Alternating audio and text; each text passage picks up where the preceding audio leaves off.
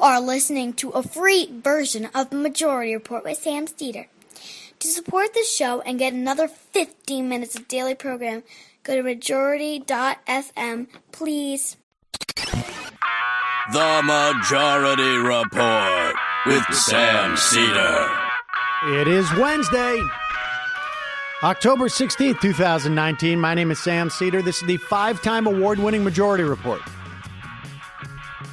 We are broadcasting live steps from the industrially ravaged Gowanus Canal in the heartland of America.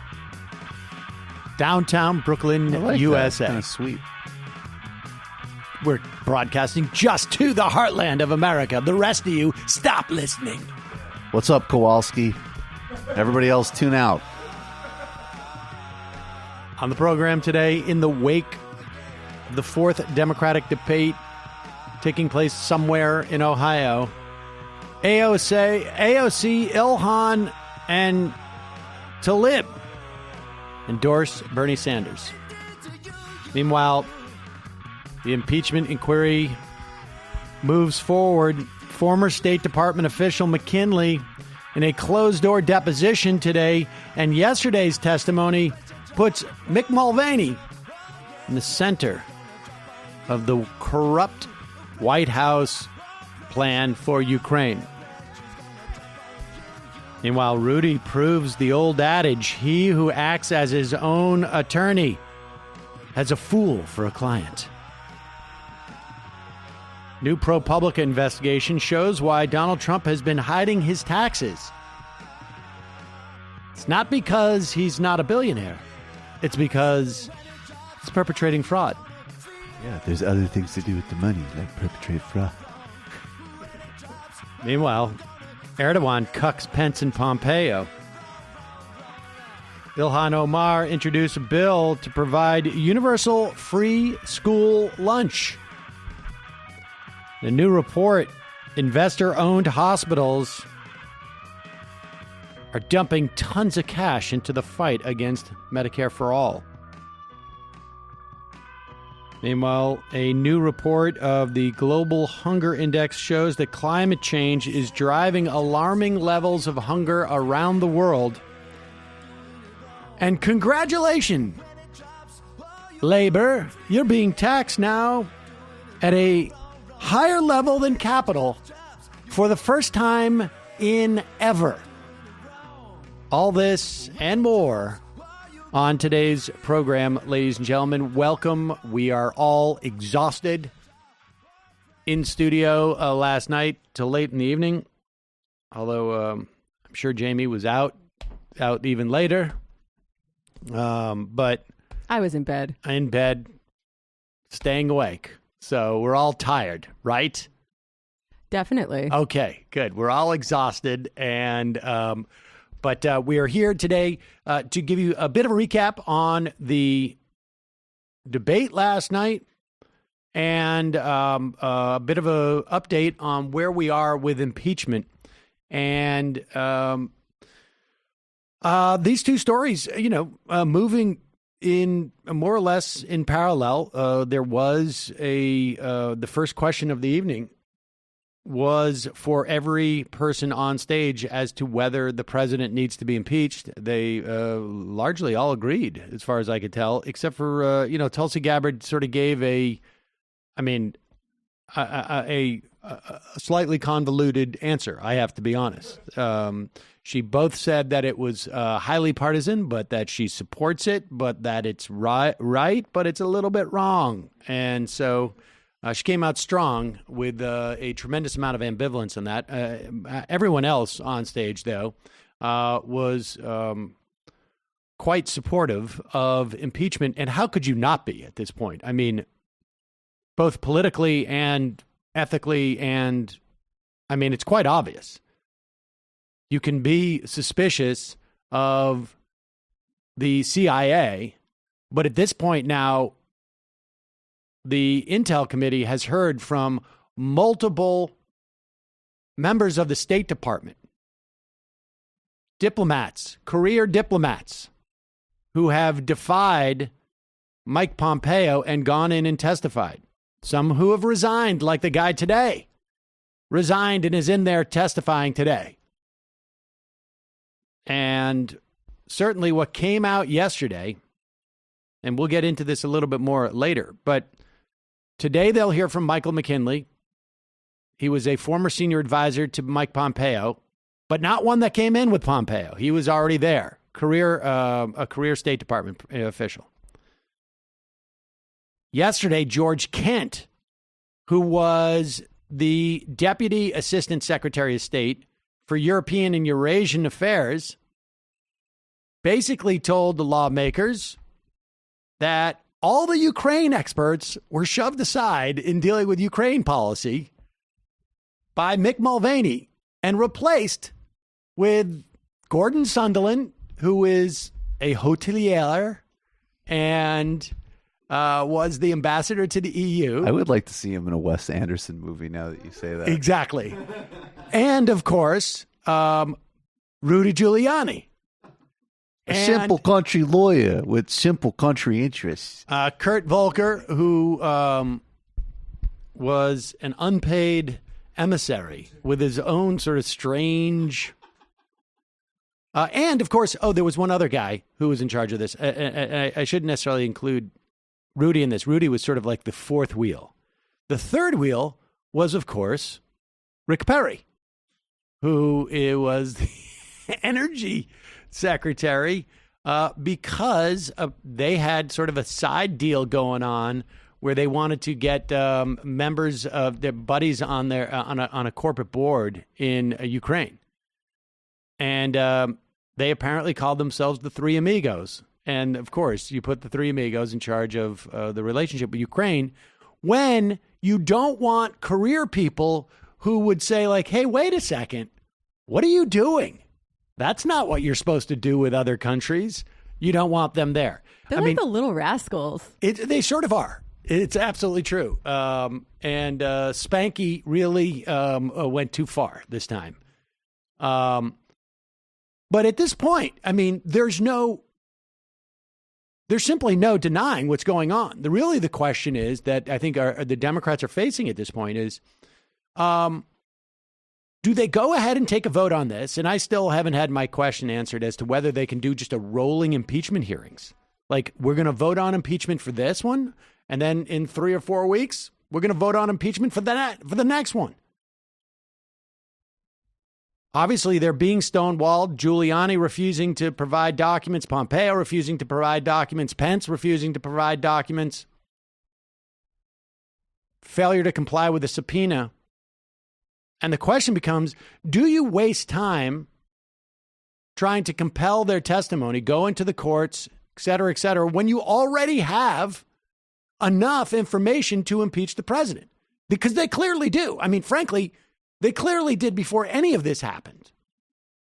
I have a highly impeachable personality. It's sort of prima facie I should be impeached. Exactly. And so that is really the question that the Democrats are trying to figure out right now. And I have to admit, I don't think it's a slam dunk. I just want to speak this into existence because people love to make Photoshops. The Grand Kiev Hotel. There you go. Oh, yes. I love it. Think about it. The Grand Kiev. Yeah. Grand Budapest. Wes Anderson theme. I'm digging I see what you're saying. All right. Yeah. I mean, something's going on there. It's going to be so whimsical. Dear Very diary. rich in colors. All right, no, so, Mr. President, you cannot. Meanwhile, we have another burgeoning disaster in northern Syria, which is not to say that what's been taking place in Syria for the past 9 years, hasn't been a disaster. But the real challenge with Syria in terms of, or I should say, the only challenge to a large extent that I think the United States could have played throughout this has been to make sure that it doesn't turn into a wider conflict. And that would have involved providing a lot more resources for refugees escaping Syria.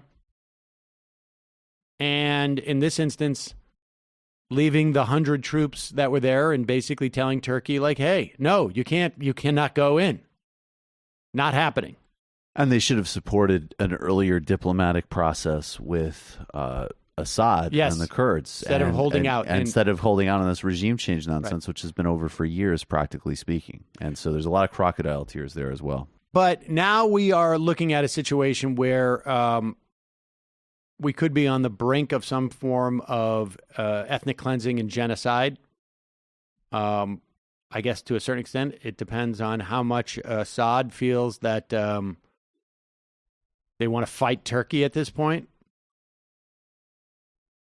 Here's Donald Trump basically assuring everybody that he's got his guys on it and they're going to take care of it. And he's going to send some tough words to Turkey because I apparently didn't do that on the phone with Erdogan. And but look at all the tough guys behind me. God, he's such a bitch. Yeah, here he is. Like he's going to. That's what Erdogan said. It's honestly like, oh, we getting a hockey team coming here? Straight out of Central Casting. All right, beautiful. Put them behind me. We're tough guys. We're like the Jets, but not like the football team, like the Jets and the Sharks, and not the hockey Sharks. You know, I could have played just pro the hockey. Jets. We're the Jets and the Sharks. We're going to tell Erdogan what's what. Yeah, they're going to do a menacing This dance. is yesterday. Mike is getting ready to make a big trip. He'll be leaving tomorrow. We have a delegation leaving today, and Mike is heading it up with Secretary Pompeo. They'll be leaving tomorrow. And we're having very strong talks with a lot of people. Pause. We want to bring he's announcing that Pompeo and Pence are going to Turkey tomorrow. That is today. He announced this yesterday, and they're going to talk to a lot of people. Strong talk. Tough talk. Tough talk. Strong talks with a lot of people. We want to bring our soldiers back home after so many years. And they're the greatest warriors in the world. They're policing. They're not a police force. They're a different kind of a force. We want to bring our soldiers back home. Different kind of force. And we're being very tough. Tough. On Turkey and a lot of others. So tough. They have to maintain their own properties now. They have to maintain peace and safety. Maintain your own we'll see what properties. happens. Maintain The delegation, hotels. we're asking for a ceasefire. Ceasefire. We put the strongest sanctions that you can imagine, but they get a lot. We have a lot in store if they don't have an impact. Pause it for 1 second. Okay, so they're the strongest sanctions you can imagine, but we have a lot more where that came from if they don't have any impact. And so he's going there, telling them he's calling for a ceasefire. He just called for a ceasefire. He's sending his vice president and Mike Pompeo in to get a ceasefire from Turkey. Continue. In store if they don't have an impact, including massive tariffs on steel. They ship a lot of steel to the United States. Steel they make a tariffs, lot of my money favorites. shipping steel. They won't be making so much money. I just want to tell you that.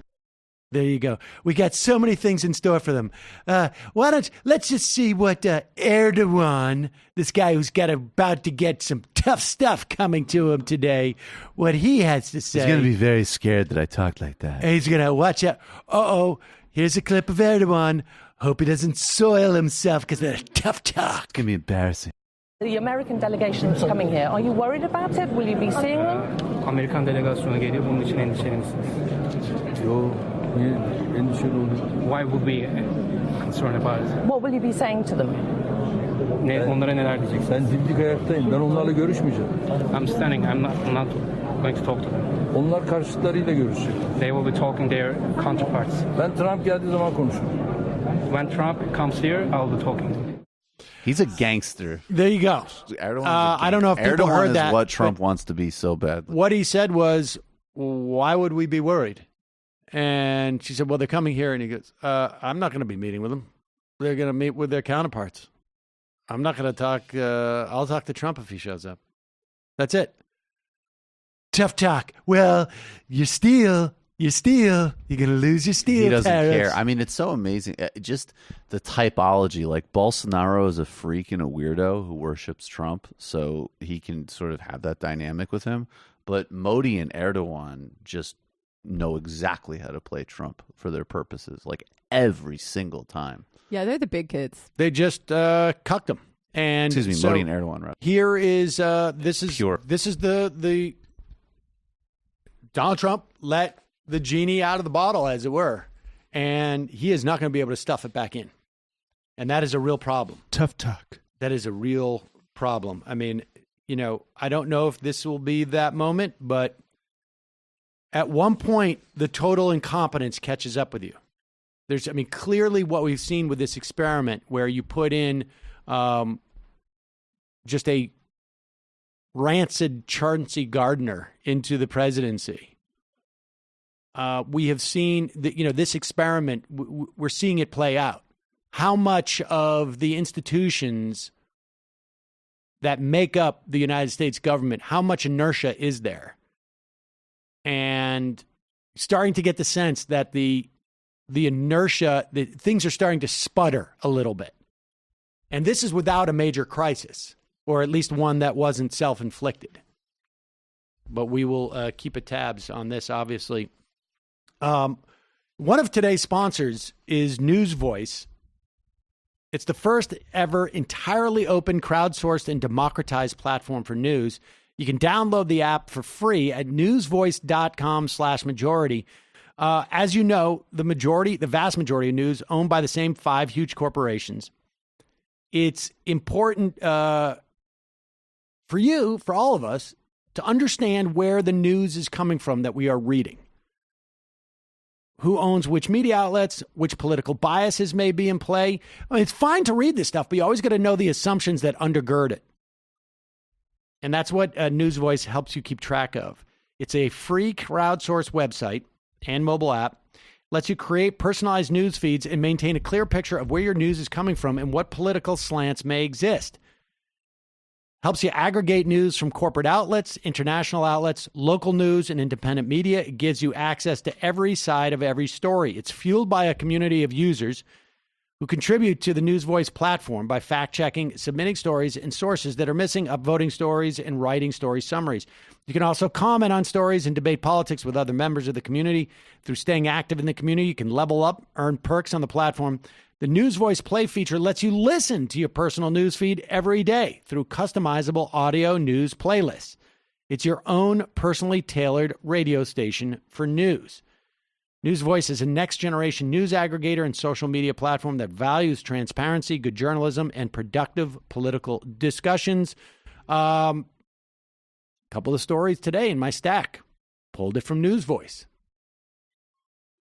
It's just, it's going to give you a cross-section of news. I mean, in some ways, it's, I've done this with my Twitter feed, where I have sort of, over the years, curated the different news sources that I think will give me a balance of, in different perspectives on different stories. News Voice does it for you. You don't have to do this for 15 years to figure out who you should be following on Twitter. You get totally free access by going to newsvoice.com/majority. I put a link underneath this video. If you're watching on YouTube, we have one in the podcast description. Check it out. Also, Babbel will get you speaking a new language quickly and, most importantly, with confidence. Choose from 14 different languages, including Spanish, French, and Italian. Speak your new language within weeks. What else they have? Russian and Portuguese, right? Do we know what the other languages are? Russian, Portuguese, French. French, yes. Italian, Spanish. I said those. Swedish? Turkish? Seriously? Dutch, Polish. Learn how to say I won't be meeting with anybody besides Trump in Turkish. If you want to do a good Erdogan impression, here's your opportunity. I have to brush up on it. I would like to do an Erdogan impression. Babbel's teaching method and their speech recognition technology has been proven to be effective across multiple studies. The lessons, Babbel's lessons, they're created by real human beings. Over 100 language experts. So no translation machine, no algorithms, no rigidity. These are created by language experts. They're engaging and convenient. They last only about 10 to 15 minutes. You can learn through interactive dialogue, so you can perfect your pronunciation and your accent, make you feel like you have a friend too. Babbel is available as an app or online. You use your progress. It syncs across all of your different devices. We're going to get this on. We're going to do the language challenge. We're all sitting here talking about, like, I want to learn Spanish. I want to learn, well, everybody wants to do Spanish. Portuguese? Oh, yeah. Michael wants to learn Portuguese. because you listen to the show, Babbel has a special offer for you. Go to Babbel.com, select the language of your choice. Once you try for free and are ready to sign up, select the 3-month option. Babbel will give you an additional 3 months for free with the promo code Majority. So that's 6 months for the cost of 3. That's 2 for 1 for those of you who don't know math. With the promo code Majority, Babbel, Babbel.com. Enter promo code Majority. Babbel, speak a new language with confidence. All right, let's get into this debate review. You will hear today, if you turn on the cable news, that Amy Klobuchar and Pete Buttigieg have really, they just shined. And now look, obviously, if you've listened to this program for more than 5 minutes over the course of the past 9 years, you will know that all of us here would receive that information with great skepticism. We watched the debate. Amy Klobuchar, the only thing I can tell you that really stuck out for me was that she had a sort of like a comedy hook on every one of her responses. And by comedy, I mean something that's not funny. She had just it was like, real Michael Scott energy there. Imagine it was, that's what I was exactly. Imagine working for her, and in addition to you've just been forced to shave her legs. Okay. And now you got to laugh at the jokes. I don't think that the jokes are hers. Like, I don't think They're Bill Maher's. No, but They're I don't. Bill Maher's. But I don't. It's not just that I don't think the jokes are hers. I don't think she jokes that way in real life, because what it clearly is a way they have internal polling. This is my guess, that says that comes off as too harsh and uptight. And the stories about her being a bad boss, we need to show that you are a happy warrior. And so they come up, honestly, because these are so canned. I think you're right. That this is so deliberate. Like, it's not one of those, let's let Amy be Amy. It's like, let's manufacture Amy because, and here's the thing. She should ask for her money back. She should ask for her money back because she's not going anywhere. Anywhere. She's not going anywhere. And she is dancing. I mean, it's not. I'm having so much fun. Yes, look at me. I'm signaling fun. You don't think that that's authentic? You don't think that that's Amy being Amy, bro? Buttigieg actually, I think, sort of also just a lot of pablum. I do think that's who Buttigieg is, though. I have to say. He is a walking McKinsey chart. And he's like one of those Russian dolls that's just the same doll all the way down to the bottom, and then there's nothing. Exactly. But I will say this. I do think Buttigieg may, and he, his numbers have been, I think this is a guy who could do well in Iowa. I don't think I wouldn't say it's a 50% chance, but I would say it's in the 40s. He could do well in Iowa, which could have implications on the race going forward. But beyond that, I don't think the debate is going to change anything.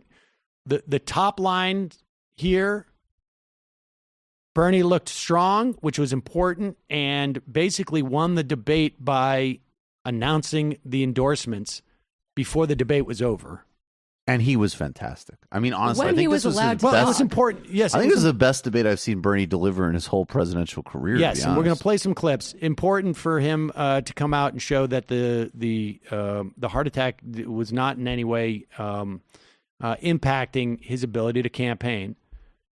Warren took a lot more heat than she has in the past, but it also, on some level, probably helps her insofar as it drew a distinction between her and people like Buttigieg and Klobuchar and Kamala Harris to some extent, and we're going to play this key difference betwing the two of them.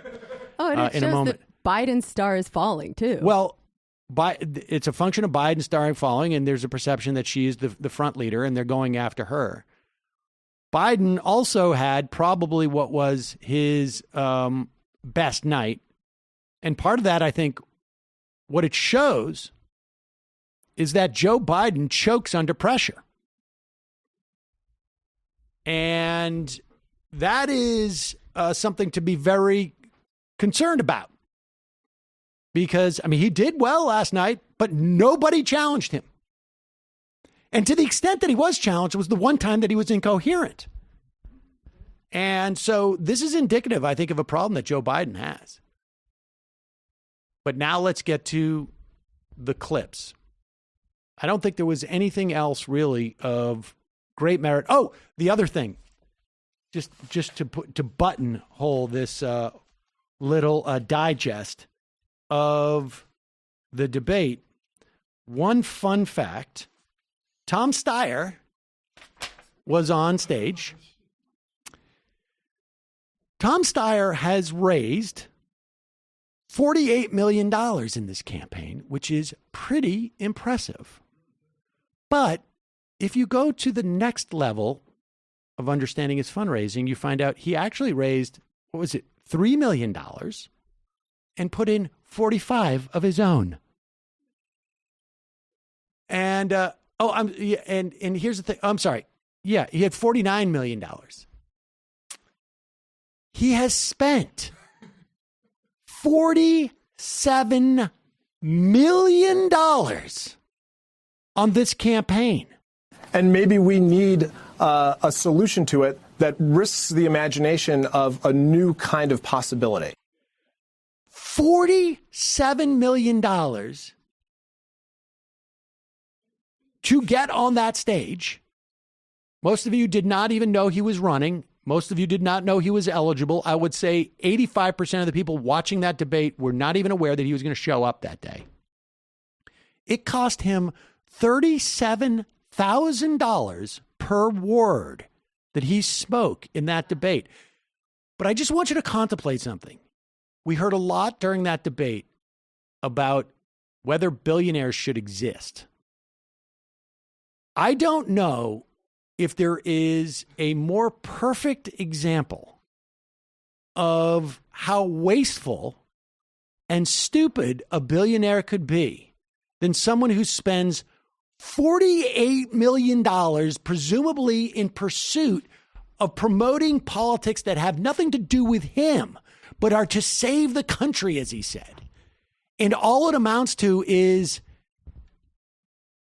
$37,000 per word that he gets to speak on that debate stage. And for the life of me, I can't remember one single word he said. It was a completely useless endeavor. And had he spent that $48 million on state houses in Colorado and Arizona and Virginia and, I don't know, half a dozen other states, you know what, dropping $48 million into state Senate races, not federal Senate. You could literally change the outcome in multiple states across the country. You could save abortion rights for women in multiple states across the country. You could change redistricting. You could change representation in the House. I mean, you could do so much with that money for the presumed goal that you're up there talking about. You could give a UBI to 48,000 people. You could do that, and that would be a waste of money, too. But you could have had genuine political impact. And the idea that, I mean, frankly, when Bernie was asked, do you think that billionaires should be existed? He should have just gone like this. Look at that guy. Do you know he spent $47 billion to get on this stage? 47 million. Bernie is too nice. People are always saying that. All right, let's get to the clips. I just, the more I think about it, the more enraged I get. I mean, it's just sort of, it's grotesque to see that type of, it's grotesque. to see that type of money, that just that level of incompetence. It's pure narcissism.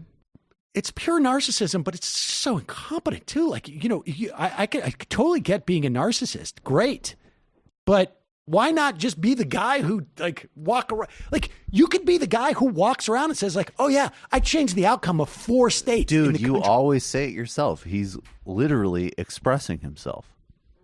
It is high on his own supply. Pure. I mean, it's one thing, yes, like, oh, I'm the power behind the throne or whatever, but this is pure, unmitigated. Like, I always wanted to do this since I was a kid, and I'm going to do it. Join a local theater company. Really?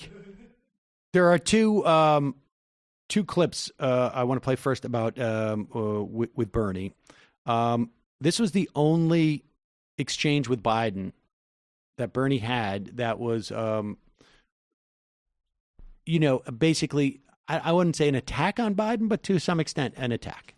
And Bernie and Warren still studiously, it appears, are attempting to not attack Joe Biden. And which leads me to believe that they both believe that Biden will fade.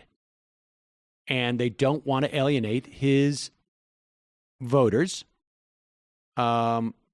presumably older African Americans who are a big part of Joe Biden's base of support. And there may be a sense that older voters, and just older voters in general, right? I mean, Bernie's not doing great with older voters as well. Warren is looking for those from Biden. And I suspect they feel that older voters get a little bit put off by attacks. That's why you've seen what happened to Kamala Harris and what happened to Castro. But this is the one instance where I think Bernie could not help himself. Warren has stuff in the chamber for Biden when the time comes, I think. But I don't know if she'll ever unleash it. But here is Bernie. For a total of 4 months. 4 months. Where do you get the rest? Where does it come from? Two things. Senator Sanders, respond. In 2 ways. Joe, you talked about working with Republicans and getting things done. But you know what you also got done, and I say this as a good friend. You got the disastrous war in Iraq done. You got a bankruptcy bill, which is hurting middle-class families all over this country. You got trade agreements like NAFTA and PNTR with China done, which have cost us 4 million jobs. And let's get to Medicare for all. Let's be honest. We spend twice as much per person as do the people of any other major country on earth. And the answer is, if we have the guts, and I would like to see the Democratic Party have that guts, to stand up to the drug companies and the insurance companies and tell them that the function of health care is to guarantee care to all people, not to make $100 billion in profit. If we stood together, we could create the great. All right, and that last part and Bernie pivots to it quite quickly after basically saying, Joe Biden, you've gotten some stuff done with Republicans, stuff that you shouldn't be very proud of. He pivots to the appeal that he made multiple times throughout the night, and we'll play a clip of that in a moment. He appeals to Democrats to sort of take a position on this. Let's be the party that is for guaranteeing everyone health care.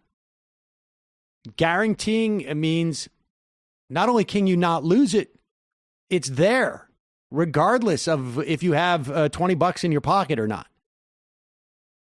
And that was the theme that Bernie hit multiple times.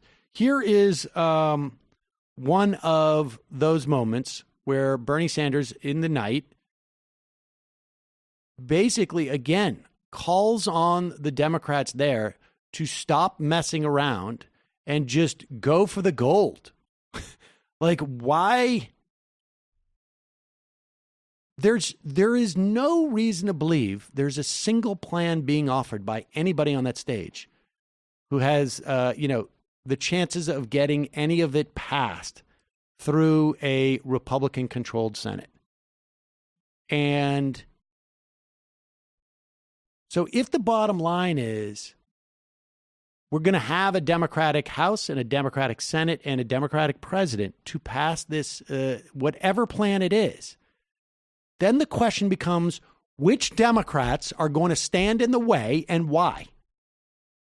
There is no great constituencies out there for people who don't want free at point of service health care. There's no constituency out there that is like, I want the ability to fill out forms and send it in. Now, if you're very wealthy, you probably don't do that. You probably hire somebody to do it, or your assistant does it. Or I don't know who does it. Here's Sanders basically calling on the entire stage of folks to embrace this just on a moral level.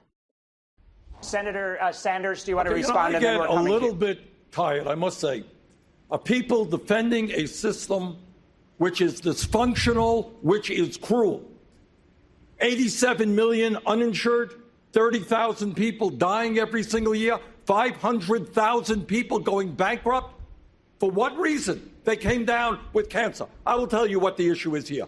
The issue is whether the Democratic Party has the guts to stand up to the healthcare industry, which made $100 billion in profit, whether we have the guts to stand up to the corrupt, price-fixing pharmaceutical industry, which is charging us the highest prices in the world for prescription drugs. And if we don't have the guts to do that, if all we can do is take their money, we should be ashamed of ourselves. It was so good. So much clarity. The only thing missing from that, and it is a little bit nitpicky, is the hospitals, which remains a big problem. Little bit nitpicky. From a policy standpoint, it's hugely important. But from a rhetorical standpoint, I think we all get the picture, right? There are people who are profiteering off of the misery of other human beings. They're just doing it in the guise of being a hospital. And they're doing it in the guise of investor-owned hospitals more often than not. And they're doing it for the purposes of maximizing shareholder value.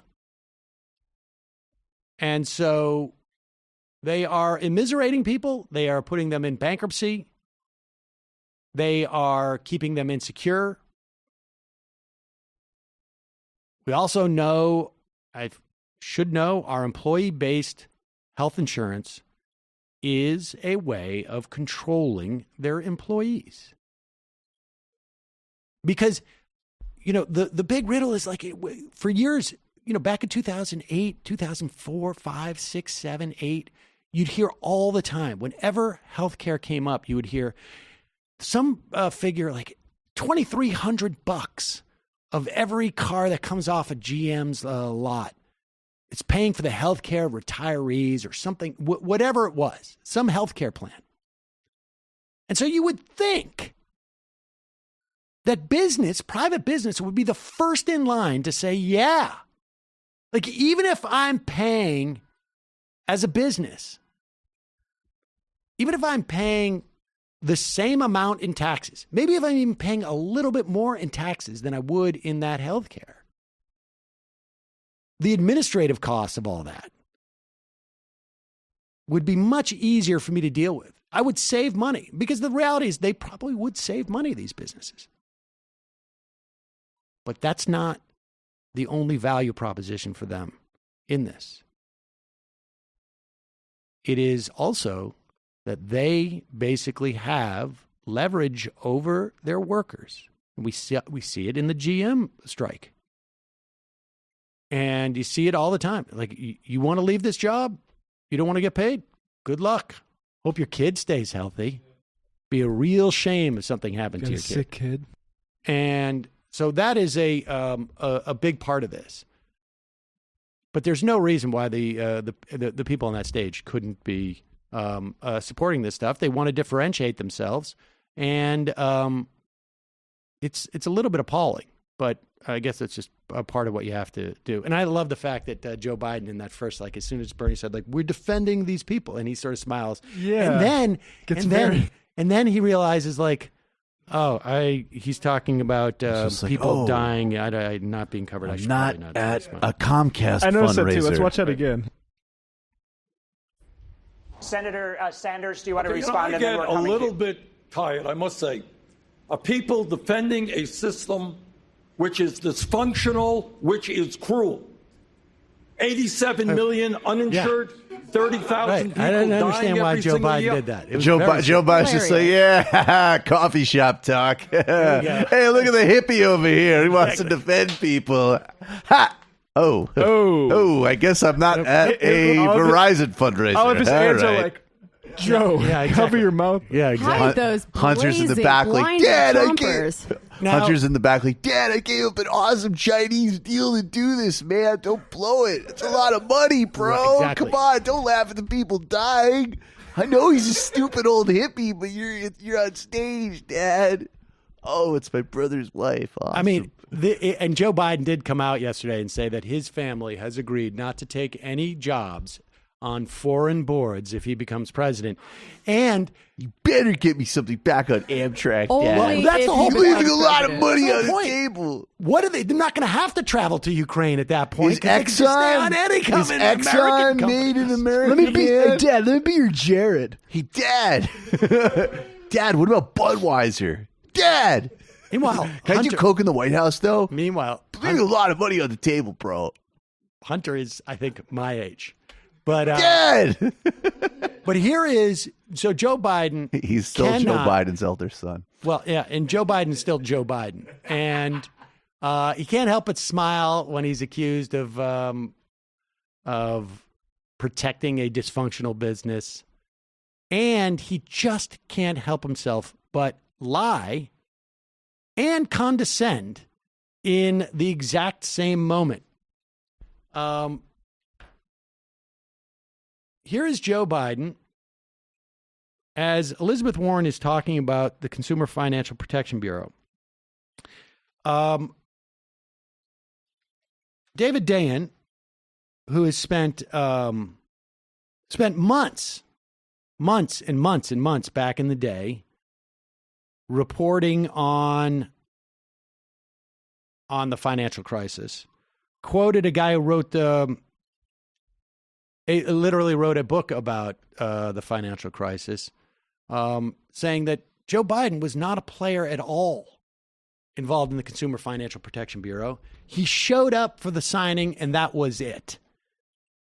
But listen to the guy not just lie about his role in it, but condescend to Warren about it simultaneously.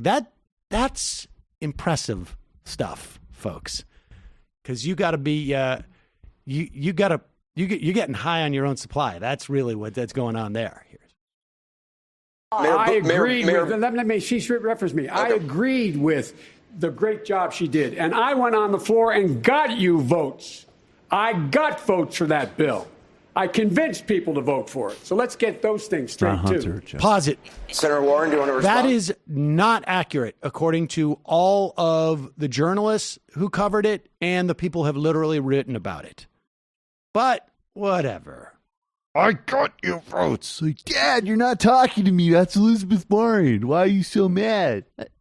Good.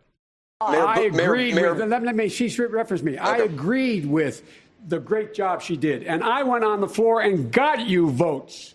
I got votes for that bill. I convinced people to vote for it. So let's get those things straight, too. And she knows he's full of it right here, and she's mad about it, and she's trying to contain. You watch this.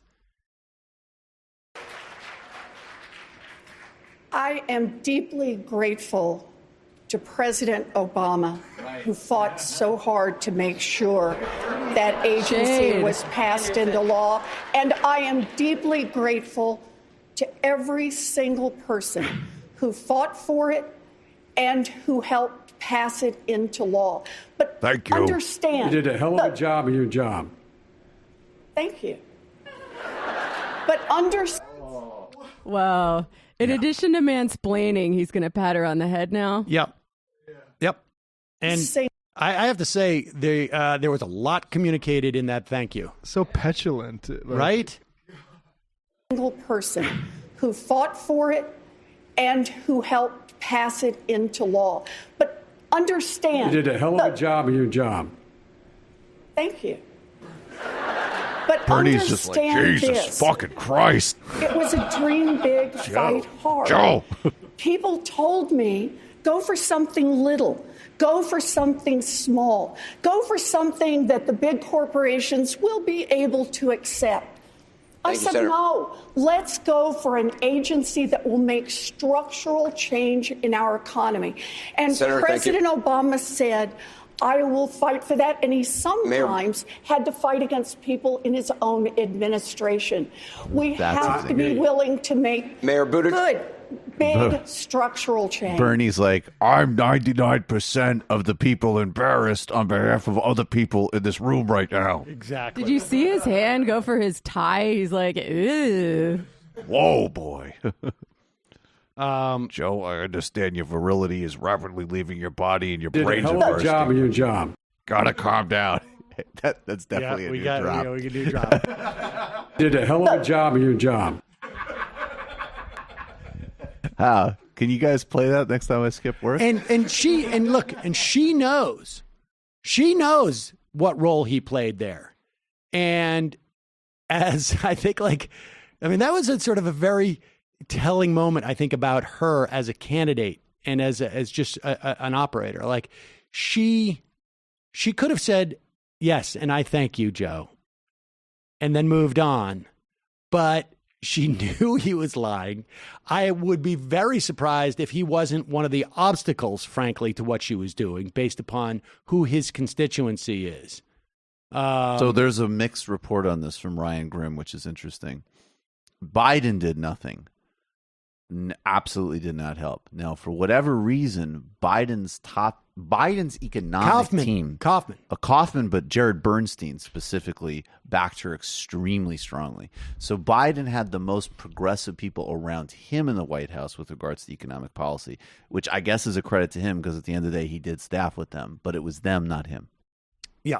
The idea that he was out there getting votes on the floor, not the case. No. I wouldn't be surprised if Jared Bernstein was helping in terms of the development of it, but from the political aspect, she was very clear. She could have said, yes, thank you, Joe, but she made a very strong point of I thank everybody who is involved. I mean, she's not going to say this, obviously, because there's no, because it would benefit Sanders and she's not going to want to attack Obama. But I believe the real story is not only did Joe not help when Obama was finally convinced to do this, he wasn't necessarily a yes.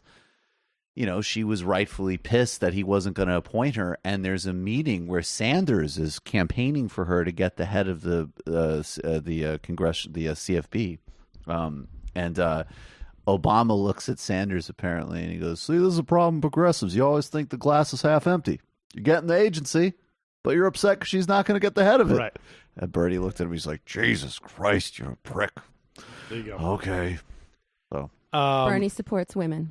Biden did not help, but his economic team did, which is interesting. People like Kaufman and Bernstein are interesting relative to Biden's record.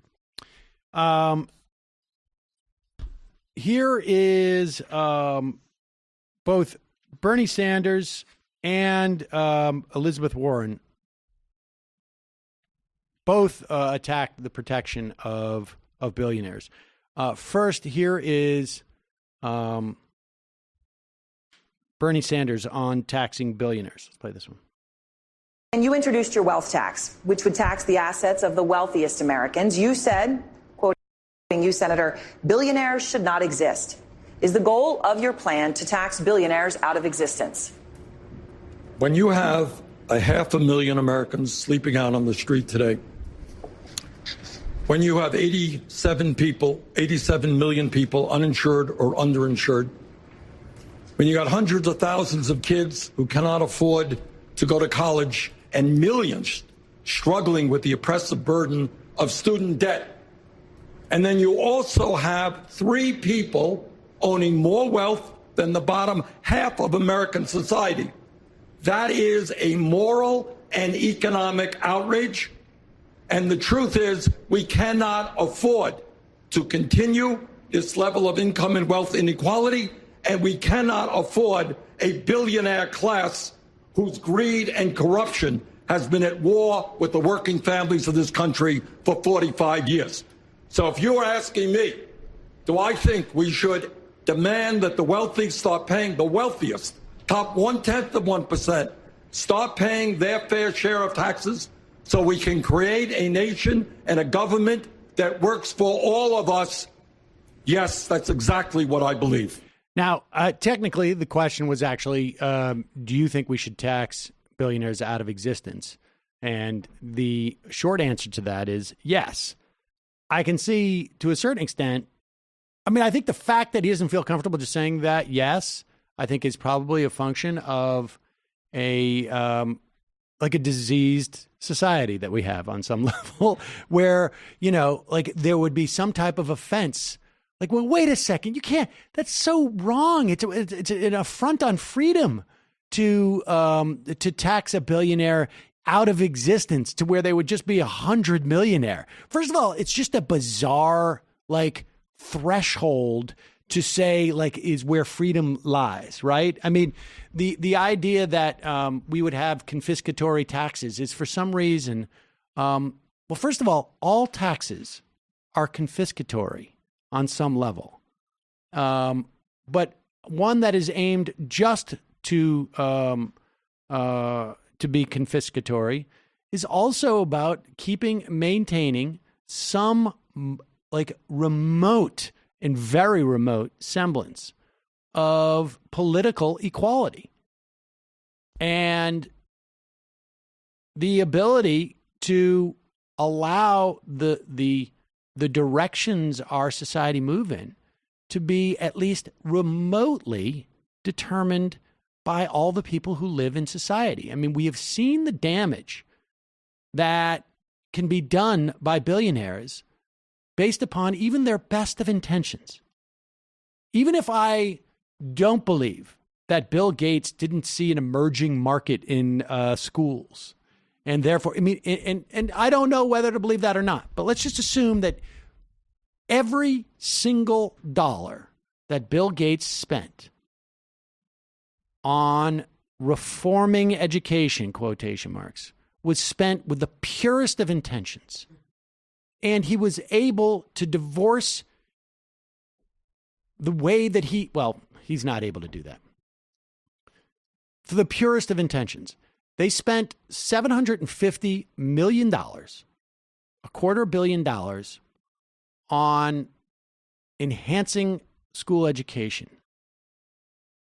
By doing that, they convinced a lot of other money to follow suit. They convinced an entire country to pursue these notions of high stakes testing, of a way of measuring value added to teachers. And at the end of this experiment, after literally school district after school district pursued grants and whatnot, after the entire country, in many respects, changed their perspective of how to assess education and what to do with it, they did a study. The Rand Corporation, is that what it is? Rand? Is that the one of the? They did it at the end of 2018, maybe it was, or the end of 2017, I can't remember. And they found that their experiment was an absolute failure. And in fact, that the Rand said we should listen to educators more, and we should basically do what they've been saying this whole entire time. It was a big oopsie. It was barely reported in the press, if at all. I mean, I remember when we were talking about it, and I was certainly looking around. Is anybody going to even acknowledge the fact that a billionaire was able to take our entire education system and drive it into an iceberg and then just walk away going like, boop, my bad. I tried. Going to give me points for that. On to the next thing.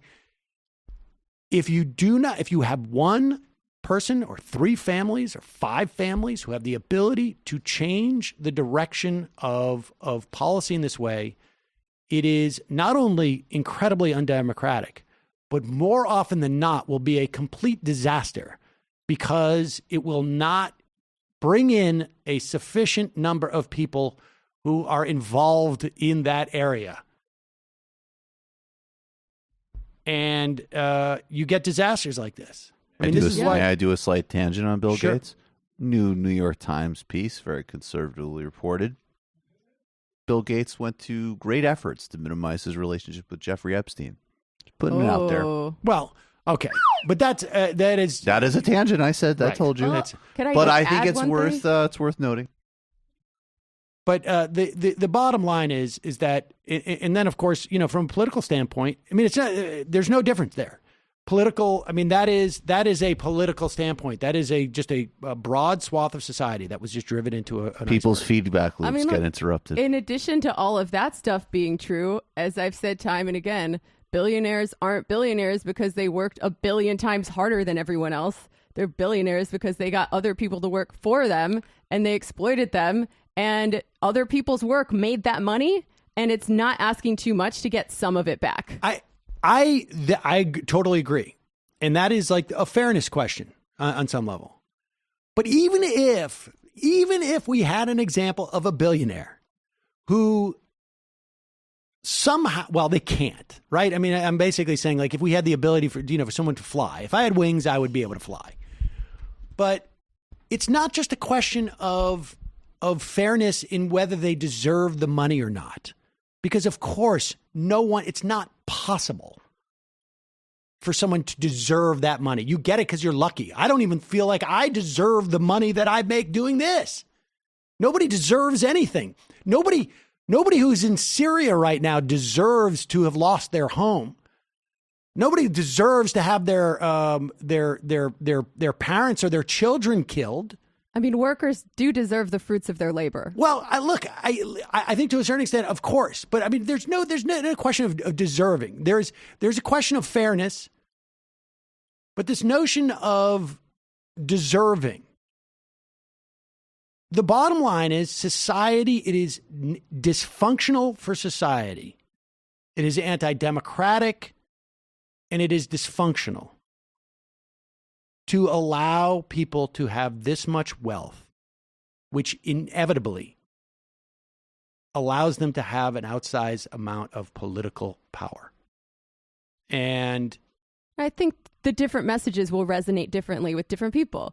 Some people might agree. Respond better to, this is what's going to be better for society. And some people might respond better to, these assholes stole something from you and we're going to get it back. Right. And it's, look, and we're sitting on a time now where there's a report where for the first time ever, workers are paying a higher tax rate than investors and owners. Play this graph. The first time ever. And understand, and this is a function, Emmanuel Saez and Gabriel Zuckman of University of California, Berkeley, their new book, Triumph of Injustice, present data that's showing in 2018, labor income was taxed at a higher rate than capital income for the first time in modern U.S. history. The proximate cause of the shift was the 2017 Tax Cuts and Job Act, which dramatically slashed taxes on corporate profits and on estates, both forms of capital income. This is according to their analysis. They note, however, that the trend has been happening for decades, driven in large part by the same forces that have pushed billionaires' tax rates below that of the working class. From the 40s to the 80s, the average tax rate on capital exceeded 40%, while labor paid less than 25%. Since its peak in the 50s, however, the average capital tax rate has been cut by 20 percentage points. At the same time, labor taxation has risen by more than 10 points, driven by the upsurge in payroll taxes. I mean, this is just absurd. And understand, what this also represents is not only a tremendous amount of, obviously, of unfairness and instability. We're giving capital so much free stuff. Right? Like all the services that they use, all of the features of society that have worked so well for them in allowing them to accrue that much wealth, they are getting at a discounted rate, and we are paying for it. Like they say, there's no free lunch. They're getting a free lunch, and we're paying for it. And look, that's the way society works. Well, it's a snowball effect. right? The more money they have, the more power they have, the more power they have to amass even more money. Indeed. But they also have been set up. We have since 1980, you can see it right there. I mean, the graph is right there, even in maybe 1970, mid-70s. You can see that the context is set up there. And of course, I can accrue more money. You give me free stuff, I will accrue more money. If you guys all here are free, and somebody's going to send me, half a dozen of audio editors and video editors and send it to me for free, more free services, this office becomes free. Guess what I'm going to do? I'm going to amass more wealth, and I'm going to do it more quickly, and I'm going to do it more efficiently, and I'm going to be able to increase the rate in which I acquire more wealth because I'm getting free stuff. That's what capitalism is. All right, we're going to take a break. Free stuff for some. Speaking of which, and we'll create billionaires out there, so we're not going to give you any more of the show for free. So I'm sorry, Tom Steyer. Go get your free political content somewhere else. More like Tom Don't Try Her. Yeah. Sort of like that. Folks, we're going to head into the fun half. We've got a little more footage on the debate. We've got more on the big announcement and the implications of the squad, 3/4 of the squad endorsing Bernie Sanders. This is going to be a big deal.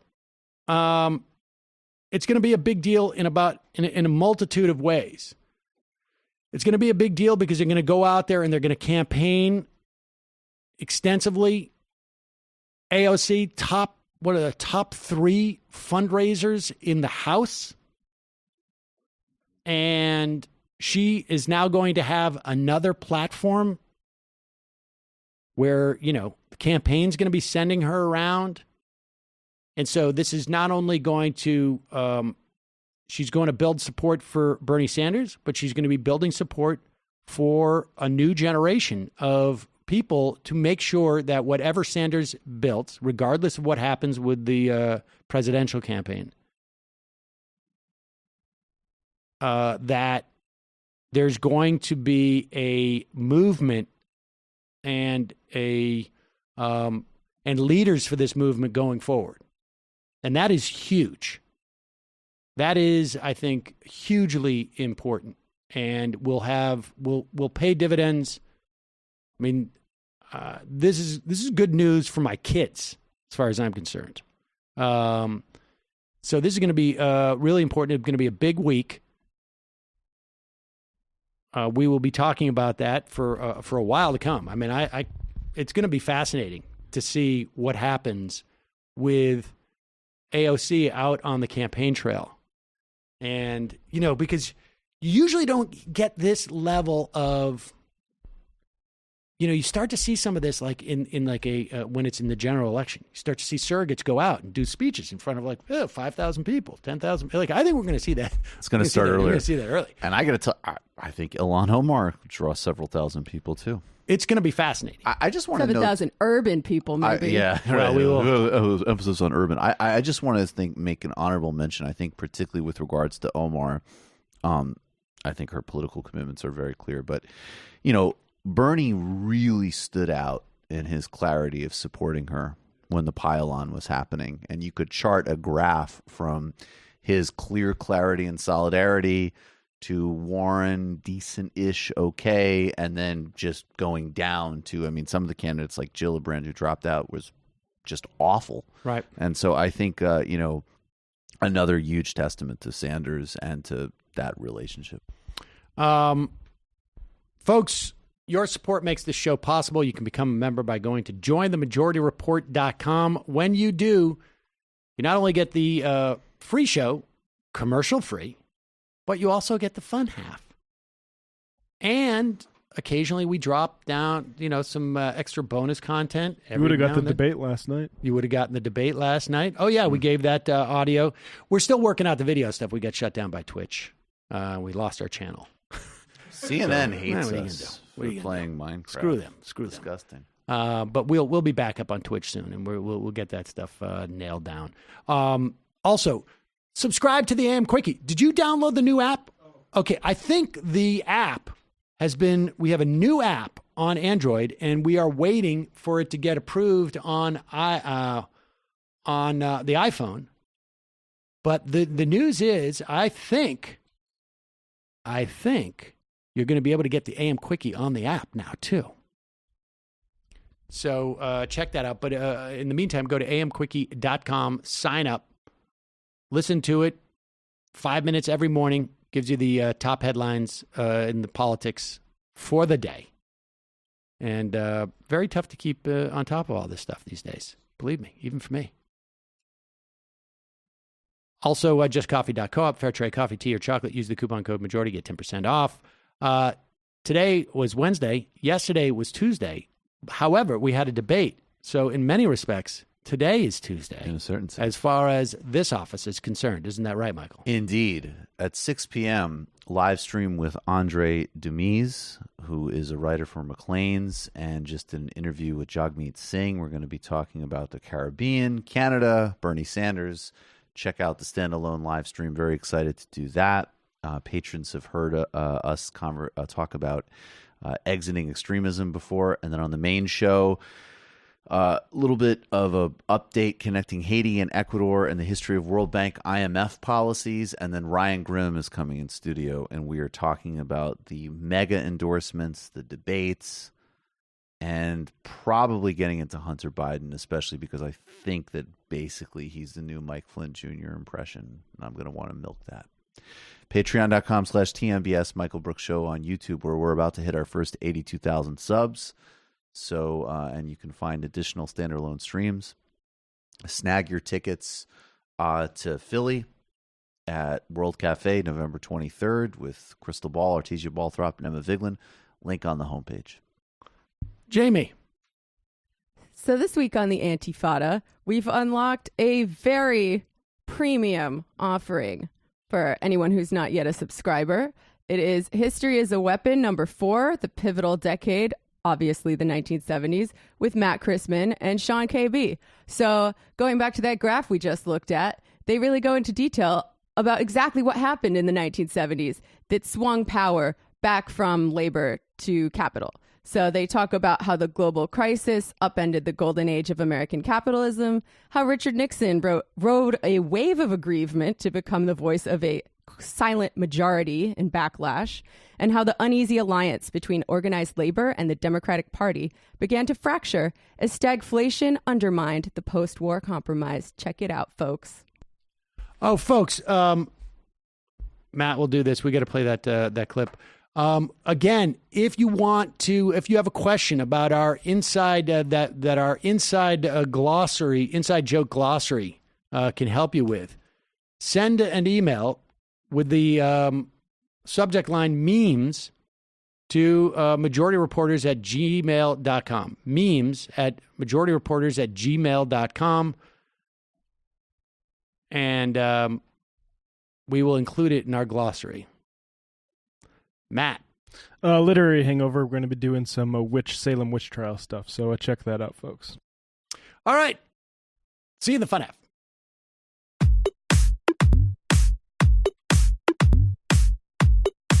Left is best. Jamie and I may have a disagreement. Yeah, you can't just say whatever you want about people just because you're rich. I have an absolute right to mock them on YouTube. He's up there buggy whipping like he's the boss. I am not your employer. You know, I'm tired of the negativity. I'm sorry. I didn't mean to upset you. You're nervous. You're a little bit upset. You're riled up. Yeah, maybe you should rethink your defense of that, you fucking idiots. We're just going to get rid of you. All right. But dude. You want to smoke this joint? Yes. Do you feel like you are a dinosaur?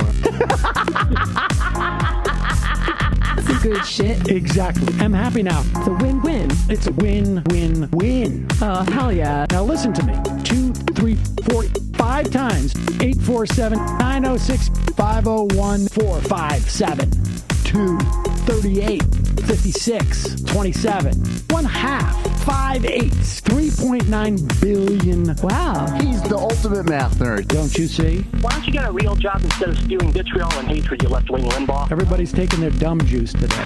Come on, Sammy. Dance, dance, dance.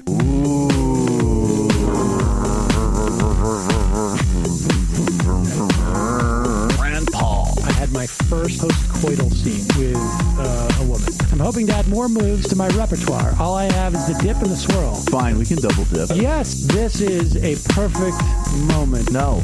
Wait, what? You make under $1 million a year. You're scum. You're nothing. Excuse me? Fuck you, you fucking liberal elite. I think you belong in jail. Thank you for saying that, Sam. You're a horrible, despicable person. All right, gonna take a quick break. I want to take a moment to talk to some of the libertarians out there. Take whatever vehicle you want to drive to the library.